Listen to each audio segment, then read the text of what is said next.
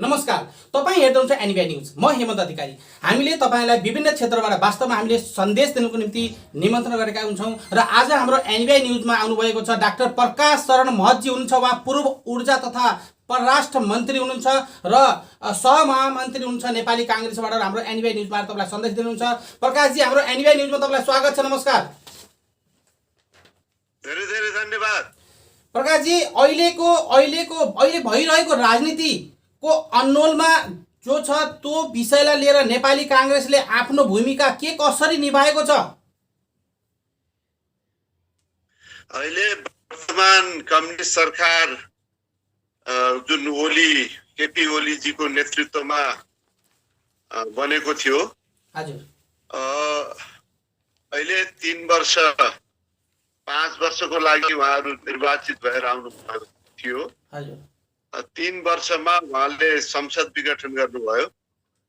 उहाँहरूको पार्टीको बीच जुन व्यापक ठुलो सत्ता सङ्घर्ष चर्कियो।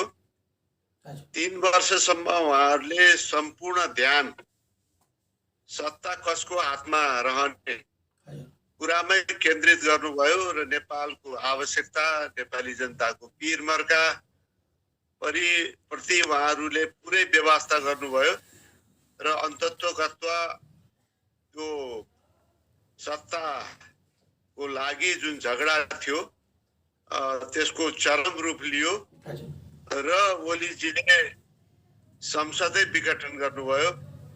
संसद विघटन गरेपछि हामीले यो कदम संवैधानिक छैन, किनकि संविधानको जुन व्यवस्था छ, संसद विघटनको लागि जुन आवश्यक प्रक्रिया पुरा गर्नुपर्छ त्यो पुरा नगरिकन गरेको हुनाले नेपाली काङ्ग्रेस पार्टीले पनि यसको विरोध गरेको छ।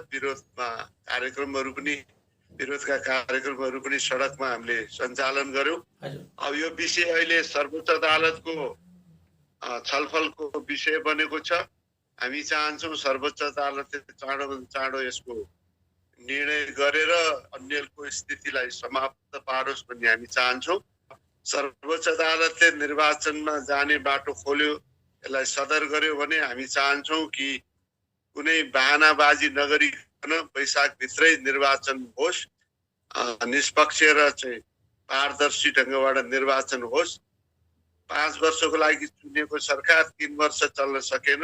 जनता यो सरकारबाट वाक्क दिक्क छन् र आउने निर्वाचनमा काङ्ग्रेस जित्ने निश्चित छ। तर अब ओलीले निर्वाचन गर्दैनन् भन्ने आशंकाहरू पनि छ। तर निर्वाचन नगरिकन उनले अनन्तकालसम्म शासन गर्ने अवस्था छैन, त्यो हामीले दिँदैनौँ। अब पुनर्स्थापना संसद यो अदालतले गर्यो भने केही समय फेरि हामीले कम्युनिस्ट शासन बेहोर्नु पर्छ। तर ढिलो चाँडो हामीले निर्वाचनमा जानु छ र अर्को निर्वाचनबाट यो कम्युनिस्ट सरकारलाई परास्त गर्ने मानसिकतामा नेपाली जनता पनि छ र नेपाली काङ्ग्रेस त्यसको नेतृत्व लिन तयार छ। बिल्कुल प्रकाश महतजी, खास तौरमा अहिले नेपाली काङ्ग्रेसले राजनीतिक भविष्यको रूपरेखा कसरी कोरेको छ र कसरी आउने यसको अगाडि बढ्ने या अगाडि जाने तयारी गरिरहेको छ? नेपाली काङ्ग्रेसको अब सम्पूर्ण ध्यान जनतातिर केन्द्रित छ। जनता नै जनार्दन हो। हामी यो प्रजातन्त्रमा विश्वास गर्ने पार्टी हो। कम्युनिस्ट पार्टीको त त्यो विश्वास पनि होइन। एउटा परिस्थितिवश, बाध्यतावश उहाँहरूले यो प्रक्रियामा आउनुभएको छ। उहाँहरूको मनभित्रबाट त्यसप्रति विश्वास छैन। यसलाई उपयोग गर्ने हो भन्ने रणनीतिमा उहाँहरू हुनुहुन्छ। जनता एउटा प्रयोग गर्ने वस्तु हो, झुक्क्याउने हो, छल्ने हो र उपयोग गर्ने हो, उपयोगको वस्तु हो जसरी उहाँहरूले प्रयोग गर्नुभयो। र 3 वर्ष को यो कार्यकालले जनताले पनि उहाँहरूलाई चिन्ने मौका पायो। नत्र उहाँहरू कुरा गर्न सिपालु, कुरा चाहिँ ठुल्ठुलो गर्ने, हुने नहुने कुरा गर्ने, चाहे राष्ट्रियताको सवालमा होस्, चाहे जनजीविकाको सवालमा होस्, आकाश पाताल जोडेर कुरा गरिदिनुहुन्छ। जनतालाई हो कि जस्तै पार्दिनुहुन्छ। जनताले गरि पो हाल्छ कि भइ पो हाल्छ कि भन्ने मानसिकतामा उहाँहरूलाई चुनेर पठायो। एक किसिमले ठिकै पनि भयो। कमसेकम जनताले प्रत्यक्ष रूपमा उहाँहरूको प्रवृत्ति के हो त्यसलाई राम्रोसित नजिकबाट हेर्ने मौका पाए। अब मलाई लाग्छ आउने निर्वाचनमा जनताले उहाँहरूलाई परास्त गरेर पठाउँछ। हामी अब उहाँहरूको 3 वर्ष चाहिँ बदमासी, भ्रष्टाचार, यो कुव्यवस्था का एक फेरिस्त जनताको बीचमा पुर्याउँछौँ।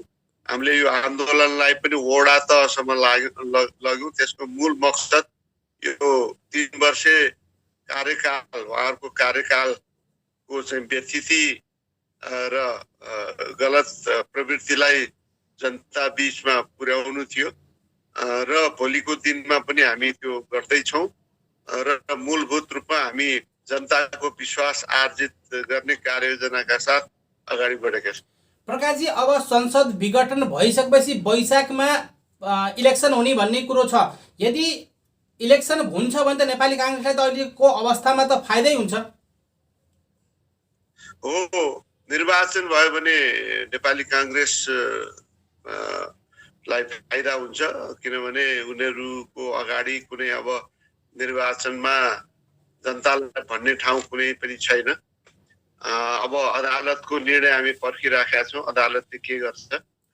यो विघटनलाई सदर गरेको अवस्थामा हाम्रो सम्पूर्ण ध्यान चाहिँ निर्वाचन समयमा सम्पन्न होस् भन्नेतिर केन्द्रित हुन्छ।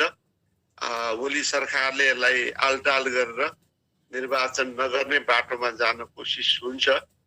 त्यो खतराप्रति पनि हामी त्यसलाई हामीले गम्भीरताका साथ हेरिराखेका छौँ र यदि त्यस्तो बाटोमा जान खोज्यो भने हाम्रो सम्पूर्ण शक्ति यो ओली सरकारको विरुद्ध जान्छ र यो ओली सरकार त्यो अवस्थामा सत्तामा रहने बसिराख्न सक्ने अवस्था पनि आउँदैन निर्वाचन गरेर।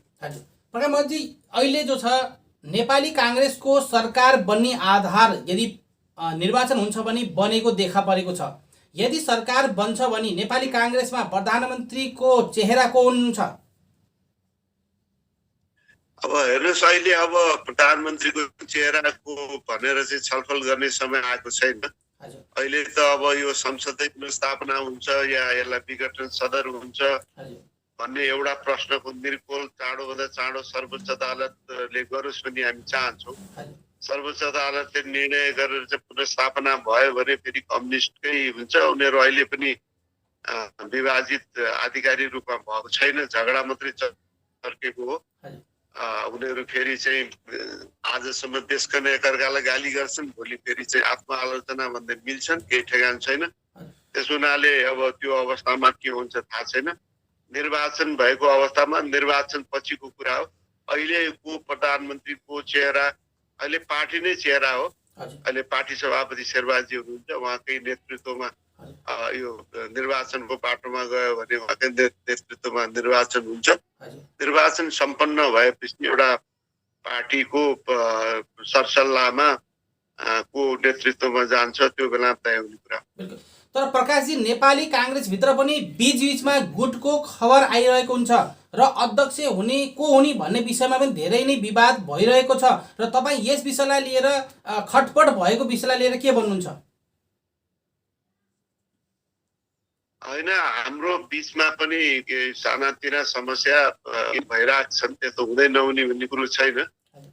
र हाम्रो यो प्रजातान्त्रिक पार्टी हुनाले अब कम्युनिस्ट पार्टीमा 81 त्यो बाहिर निस्किन्छ, छताछुल्लो हुन्छ। हाम्रो चाहिँ अलिअलि भइराखेको हुन्छ। त्यसले गर्दाखेरि अब हामी अलिकति दिगो पनि हुन्छौँ, अलिअलि आलोचनाहरू पनि भइरहेका हुन्छन्। त्यसलाई चाहिँ कुनै किन आलोचना गरिस् भनेर धेरै प्रश्न पनि उठ्दैन। हामी यो व्यक्तिगत स्वतन्त्रताको विश्वास गर्ने पार्टी, तर कहिलेकाहीँ अलिकति सीमाभन्दा नाग्दाखेरि चाहिँ पार्टीलाई नराम्रो गर्छ। तर स्वस्थ किसिमको आलोचना सम्म चाहिँ ठिकै हुन्छ र केही प्रवृत्तिहरू छन्, तर पनि त्यो व्यवस्थापनै गर्न नसक्ने कुराहरू चाहिँ छैनन्। सम्पूर्ण कुराहरू हाम्रो लामो छलफल गरेर सर्वसम्मतिबाट निर्णय गर्दै आइराखेका छौँ। पार्टी सभापति त्यो कोणबाट अत्यन्त उदार हुनुहुन्छ, सबैको सहमति बिना कुनै पनि निर्णय गरिराख्नु भएको छैन। त्यस्तो एउटा पक्षलाई चाहिँ थिच्ने या मिच्ने या पन्छाउने यस्तो प्रवृत्ति छैन। सम्पूर्ण कुराहरू चाहिँ छलफलबाट बरु 2 दिनको सट्टा 4 दिन लागोस्, छलफल हुन्छ र एउटा सहमतिबाट निर्णय हुन्छ। त्यसकारण मलाई लाग्छ हामी ठिक ठाउँमा छौँ। हजुर, अहिले वास्तवमा नेपाली काङ्ग्रेस अलमलमा परेको देखा परिन्छ र यसलाई किन अलमलमा छ भन्ने विषयलाई तपाईले के भन्नुहुन्छ? अलमल केही पनि छैन। हाम्रो स्पष्ट सर्वसम्मतिबाट केन्द्रीय समितिले निर्णय गरेको छ। यो ओलीको कदम चाहिँ असंवैधानिक हो भनेर हामीले भनेका छौँ। तर बाँकी कुरो त सर्वोच्च अदालतमा गयो, यसलाई चाहिँ अब सदर गर्ने या बदर गर्ने भन्ने कुरो चाहिँ सर्वोच्च अदालतको विषय भइसकेपछि र हाम्रो संविधानले नै के व्यवस्था गरेको छ भने सर्वोच्च अदालतमा कुनै केस गइसकेपछि त्यसको निर्णय अन्तिम टुङ्गो सर्वोच्च अदालतले लगाउँछ र अन्तिम टुङ्गो लागेपछि त्यो अन्तिम हुन्छ। त्यो नै संविधानले गरेको व्यवस्था हो। हामीलाई चित्त बुझ्न नबुझ्न सक्छ, तर हामी त्यो निर्णयलाई अस्वीकार गर्न सक्दैन। त्यस हुनाले अहिले चाहिँ यो अन्यलाई चाँडोभन्दा चाँडो चिर्ने काम सर्वोच्च अदालतको होस्, चाँडोभन्दा चाँडो सर्वोच्च अदालतले निर्णय गरोस् भन्ने हामी चाहन्छौँ। बिल्कुल, अहिले समयमा सरकार यसको सही तरिकाले समाधान गर्न जहाँ तक हो राहत पुर्याउन सफल भएको छैन। कई समस्या नेपालमा अहिले भूकम्पका टाइमका राहतबाट लिएर अहिले कोरोना समस्या लिएर धेरै समस्या जो छ, सरकारले जुन हिसाबले गति लिन पर्ने हो, जुन हिसाबले कार्य गर्न पर्ने हो, नेपाली काङ्ग्रेसले त्यसलाई सचेत गर्दै आएको छ। सरकारलाई तपाईले यो विषयलाई लिएर के भन्नु भएको छ? हामीले त यो उहिलेदेखि यो भ्रष्टाचारको विषयलाई पटक पटक उठाउँदै आएका हौँ। कोभिडको व्यवस्थापन यत्रो ठुलो रकम खर्च भयो भने सरकारले देखाउँछ जनतालाई कुनै राहत। अरू देशहरूले चाहिँ विभिन्न राहत प्याकेज प्रभावितहरूलाई दिए, नेपालमा केही पनि गरेनन्। यो उपचारमा पनि धेरै ठुलो समस्या आयो। त्यो अलि सख्त बिमारीहरूले चाहिँ लाख रुपियाँ तिर्नुपर्ने अवस्था आयो। सामान्य मान्छेको चाहिँ बसभन्दा बाहिरको कुरा भयो। यो विषयलाई पनि हामीले चाहिँ पटक पटक उठायौँ। तर यो सरकार कस्तो पर्यो भने उनीहरूको आफ्नो पार्टीभित्रको नेता व्यवस्थापन गर्नु पर्यो भने जति पनि खर्च गर्ने, सरकारी बजेटलाई जथाभावी खर्च गर्ने, गैर सरकारी सङ्घ संस्थाको नाउँमा पनि बाँड्ने, उपभोक्ता समितिको पनि नाउँमा बाँड्ने, त्यसमा चाहिँ जो आफ्नो मान्छे छन् त्यसलाई चाहिँ दिने, जुन चाहिँ राज्यको संरचना यो दुरुपयोग गर्ने, भ्रष्टाचार हेर्ने अख्तियार आदि इत्यादि जति पनि संवैधानिक निकायहरू छ त्यसलाई पनि आफ्नो छायामा राखेर त्यसले पनि कुनै चाहिँ बदमासी गर्नेहरूलाई, दुरुपयोग गर्नेहरूलाई, भ्रष्टाचार गर्नेहरूलाई कारबाही प्रक्रिया नबढाउने। यसले गर्दाखेरि चाहिँ धेरै ठुलो यो बजेट नेपालमा दुरुपयोग भइरहेको छ। अरबौं दुरुपयोग भएको चाहिँ अवस्था छ। त्यस हुनाले अब यो विषयलाई नेपाली काङ्ग्रेसले मुद्दा बनाएको छ। यो अहिले विरोध कार्यक्रममा पनि हामीले खालि यो संसद विघटन भयो भन्ने विषयलाई मात्रै हामीले चाहिँ राखेको छैन। त्यो त एउटा विषय हो। त्यो सँगसँगै यो चाहिँ 3 वर्षे कम्युनिस्ट शासनको भ्रष्टाचार, अनियमितता, लोकतान्त्रिक संस्थाहरूलाई चाहिँ पार्टीकरण गर्ने, व्यक्तिकरण गर्ने जुन प्रवृत्ति छ, त्यो समग्र प्रवृत्तिको, त्यस्तै गरेर कोभिडको कुव्यवस्थापन, समग्र विषयलाई चाहिँ हामीले उठायौँ। हजुर, वास्तवमा अहिले प्रवास लगायत विश्वमा छरिएर बसेका नेपाली दाजुभाइ जसले काङ्ग्रेसमा आस्था राख्छन् र तपाईहरुलाई भरोसा गरेर जुन हिसाबले वर्षौं वर्ष पार्टीमा लागेका अन्यलमा परेका छौं, हामीले केन्द्रीय सदस्य पनि पाएको छैनौं या धौधौ भएको छ भनेर पार्टीमा गुनासो छ। यही प्रवास कमिटीका साथीहरु पनि गुनासो गर्छन् र त्यो विषयलाई वास्तवमा प्रकट पारिदिनुस्। यहाँका साथीहरुको मनोबल यदि टुटेको छन् त्यसलाई कसरी तपाईहरुले सूचना दिनुस् हाम्रो एनबीआई न्यूज मार्फत। हैन, हामीले जो विदेशमा यो कोभिड संक्रमणको दौरानमा पनि जुन विदेशमा बसेका नेपालीहरूले अत्यन्त दुःख पाए, नेपालमा अब भारतबाटै नेपालमा जुन फर्किराखेका थिए बोर्डरमै रोकियो। हामीले त्यसै बेलामा पनि गम्भीर आपत्ति जनाएका छौँ। यसरी चाहिँ सुरुमै त्यहाँ चाहिँ बोर्डरमा चाहिँ रोकेर बिचल्लीमा राख्नु हुँदैन थियो। नेपालमा आएर त्यहाँ बरु चाहिँ क्वारेन्टाइन व्यवस्थित ढङ्गबाट गर्ने भन्दाखेरि त्यो उहाँले चाहिँ गर्नु भएन। जब उहाँहरू चाहिँ एकदमै संक्रमित अवस्थामा त्यो महिनौं पर्खाएर बल्ल चाहिँ छिर्न दिनुभयो। अब यो सरकार चाहिँ विदेशमा बसेका नागरिकहरूप्रति पनि अत्यन्त असंवेदनशील छ।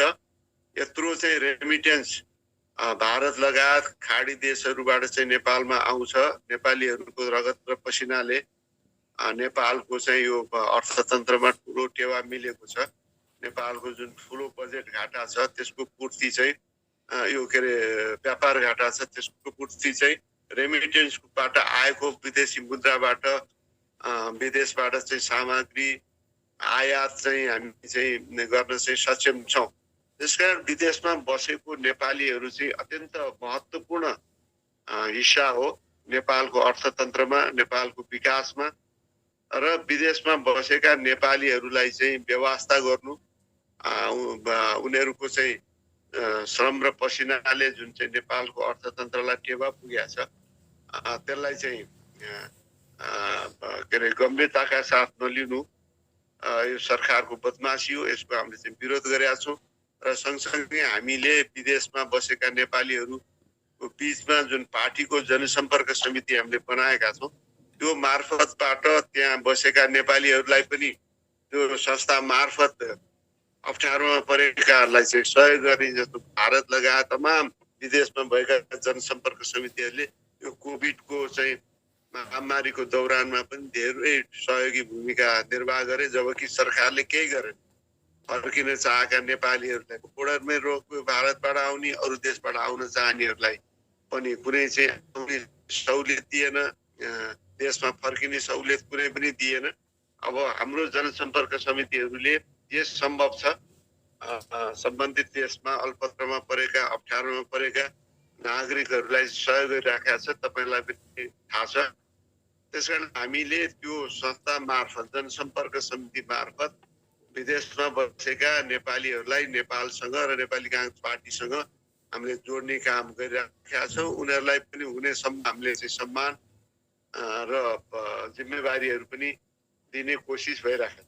बिल्कुल प्रकाशजी, अहिलेको नेपाल भारतको सम्बन्धको विषयलाई लिएर के भन्नुहुन्छ र साथै परराष्ट्र मन्त्रीजीको भारत भ्रमणलाई कसरी हेर्नु भएको छ यो विषयलाई बताइदिनुहोस्।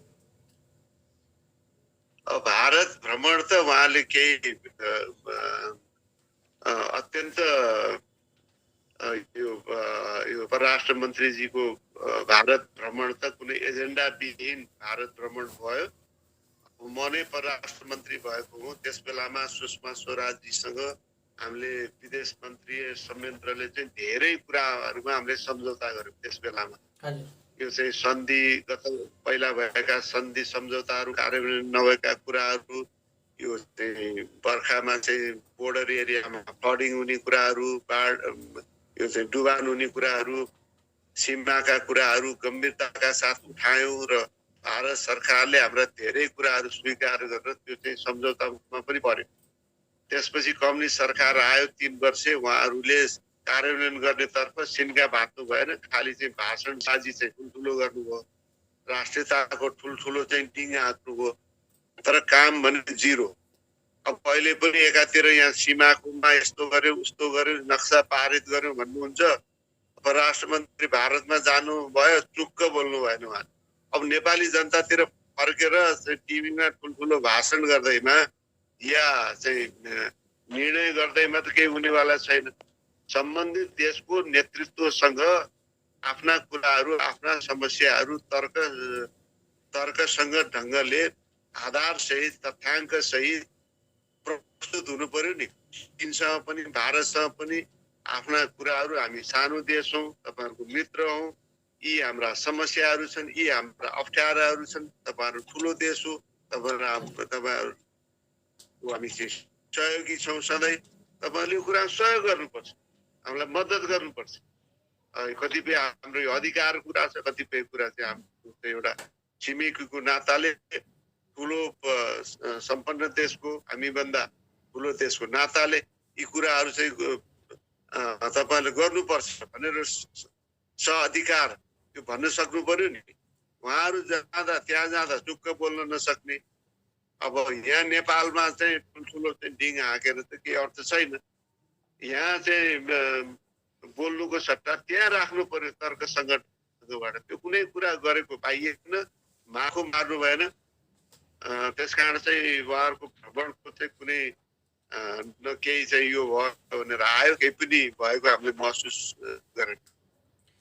बिल्कुल प्रकाशजी, म अब अन्तिममा जाँदैछु र नेपाललाई सम्पन्नशाली र एउटा विकसित राष्ट्रको तर्फ र विकासशील राष्ट्रको तर्फ हुनको निम्ति नेपाललाई विद्युतमा आत्मनिर्भर हुन सक्छ र साथै यसबाट धेरै लाभ पनि लिन सक्छ र यो विषयलाई लिएर यो हामी नेपालमा एउटा विद्युतीय प्रक्रियालाई अघि बढाउने किन कमी भएको छ?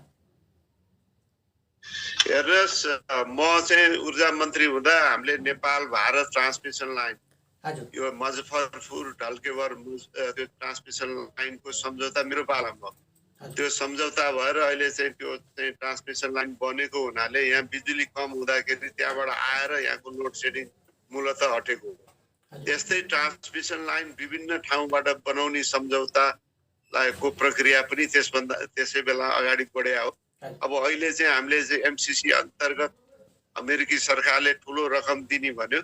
यो कम्युनिस्ट सरकारले त्यसलाई पनि त्यो चाहिँ ट्रान्समिसन लाइन, गोरखपुर जोड्ने ट्रान्समिसन लाइन, त्यो ट्रान्समिसन लाइन बनेको खण्डमा नेपालमा उत्पादित बिजुली नेपालमा खपत भएर बढी भयो भने पनि विभिन्न नाकाबाट भारत बङ्गलादेशसम्म चाहिँ निर्यात गर्ने चाहिँ अवसर हामीले पाउँथ्यौँ। त्यसलाई पनि राजनीतिक विषय बनाएर त्यसलाई चाहिँ के छ भने त्यत्तिकै चाहिँ बिना निर्णय चाहिँ टङ्ग्याएको चाहिँ अवस्था छ। त्यो हुनाले यो अहिले चाहिँ कम्युनिस्ट सरकार कुरा मात्रै गर्ने, काम नगर्ने, छिमेकी देशहरूसँग पनि आशंका मात्रै बढाउने, अब आफ्ना कुराहरू स्पष्ट ढङ्गबाट सम्बन्धित अफिसियल टेबलमा चाहिँ नराख्ने, अब नेपालमा चाहिँ ठुल्ठुलो कुरो गर्ने। त्यसले गर्दाखेरि नेपालमा चाहिँ भारतको चिनको दुईटैको आशंका, कहिले चाहिँ चिनको नजिक भए जस्तो गरिदिने, कहिले भारतको नजिक भए जस्तो गरिदिने, अनि सबैलाई आशंका मात्रै बढाइदिए।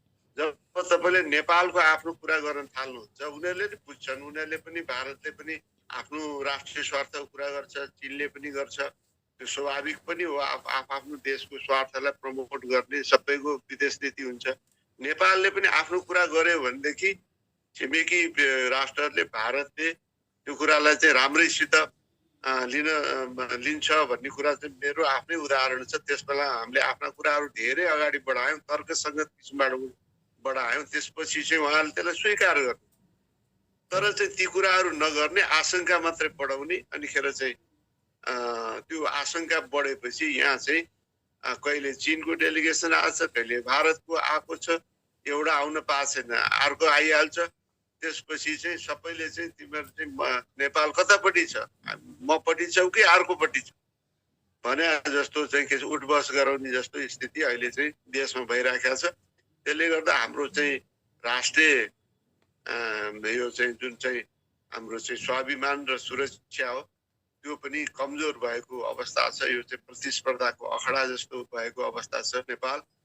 अब त्यसकारण नेपालको जुन चाहिँ यो अहिले चाहिँ विदेश नीति सञ्चालन छ अत्यन्त चाहिँ फितलो, अत्यन्त अपरिपक्व र एउटा विश्वास आर्जन गर्ने कुरा नभएर एउटा प्रोपोगन्डा गर्ने, एउटा चाहिँ प्रचारबाजी गर्ने र नेपाली जनतालाई चाहिँ झुक्याइरहने त्यस्तो खाले चाहिँ विदेश नीति भएको हुनाले यसले चाहिँ यो चाहिँ छिमेकीको सम्बन्धहरूमा पनि यो चाहिँ आशंकाहरू चाहिँ बढाउने मात्रै काम गरेको छ, नेपालको हित प्रमोट हुने काम भएको छ।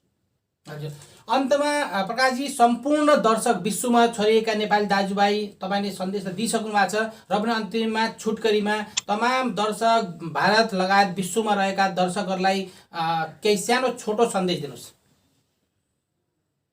विदेशमा बसेका जुन नेपालीहरू छन् ठुलो संख्या, लाखौं संख्यामा Europe, America, middle east, Malaysia, Japan, Korea, India लगायत इन्डियामा ठुलो संख्यामा छ र त्यो चाहिँ नेपालको पुँजी हो। हामी जहिले पनि तपाईहरूले नेपालको विकासमा गरेको योगदानलाई हामीले चाहिँ सम्झिराख्छौँ।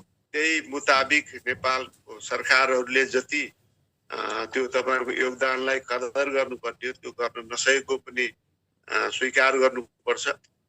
भोलिको दिनमा अब नेपालमा एउटा चाहिँ हामी लोकतान्त्रिक पद्धतिलाई संस्थागत गर्न कोसिस गरिराखेका छौँ, तर चाहिँ विविध कारणले यो चाहिँ लोकतन्त्रमा विश्वास नगर्ने प्रवृत्तिहरूको कारणले एउटा संस्थागत हुन सकेका छैन। बेला बेलामा अन्यल उत्पन्न भइराखेको छ। त्यसले गर्दा नेपालमै आएर नेपालको विकास गर्ने, आफ्नो सिप क्षमता जाँगर पुँजी नेपालमै लगाउने काममा केही समस्याहरू आएका छन्। मलाई विश्वास छ भोलिको दिनमा हामीले यो हटाउनु छ र तपाईँहरूको चाहिँ सिप जाँगर पुँजी र क्षमता नेपालमा प्रयोग होस् र हाम्रा मित्र राष्ट्रहरू जो चाहिँ नेपालको सहयोगी हुन चाहन्छन्, नेपालमा लगानी गर्न चाहन्छन्, त्यो समेत तपाईँहरूको सँगसँगै मित्र राष्ट्रहरूको पनि सहयोगबाट नेपालको जुन पर्यटनको धेरै ठुलो सम्भावना छ, जलविद्युतको धेरै ठुलो सम्भावना छ, अरू पनि यो चाहिँ यो म्यान पावर को विकास मार्फत यो सफ्टवेयर जुन अहिले चाहिँ कम्युनिकेसनको युग हो, यो सफ्टवेयरमा धेरै ठुलो रिभोल्युसन भएको छ। यो इन्फर्मेसन टेक्नोलोजीमा ठुलो रिभोल्युसन भएको छ। यसको लागि ठुलो चाहिँ यो के अरे फ्याक्ट्री लगाइरहनु पर्दैन। घर घरबाट कुराहरू चाहिँ यो टेक्नोलोजीले गर्दाखेरि चाहिँ धेरै कुराहरू गर्न सकिन्छ र नेपालमा त्यस्ता ट्यालेन्टहरू पनि छन्। यो विकास गर्नु छ हामीले। त्यसो हुनाले त्यो हिसाबले तपाईँहरूको भूमिकालाई एप्रिसिएट गर्दै भोलिको दिनमा तपाईँ हामी सबै मिलेर नेपाललाई अरू देशको बराबरी एउटा चाहिँ गर्वका साथ हामी खालि बुद्ध जन्मेको देश भएको कारणले मात्र होइन, पशुपतिनाथ यही भएको कारणले मात्र होइन, सगरमाथा यहाँ भएको कारणले मात्र होइन, हामी सबै हिसाबले सक्षम छौँ र सबल छौँ भन्ने सन्देश दिन सकियोस् र हामी नेपाल प्रति गर्व गर्न सकौँ। यही म चाहिँ यहाँहरूसँग पनि निवेदन गर्न चाहन्छु, यही कामना पनि गर्न चाहन्छु। हजुर, यहाँ हुनुहुन्थ्यो डाक्टर प्रकाश शरण महतजी, पूर्व ऊर्जा तथा परराष्ट्र मन्त्री र नेपाली काङ्ग्रेसबाट सहमहामन्त्री पनि हुनुहुन्थ्यो र हाम्रो एनबिआई न्युजमा आएर तपाईँले सन्देश दिनुभयो, यसको लागि धेरै धेरै धन्यवाद। नमस्कार। धन्यवाद यहाँलाई पनि। हजुर नमस्कार। अधिकारी। Subscribe to our channel by clicking the subscribe button. Click the bell button and enjoy the latest uploads from our channel. Subscribe to our channel by clicking the subscribe button. Click the bell button and enjoy the latest uploads from our channel.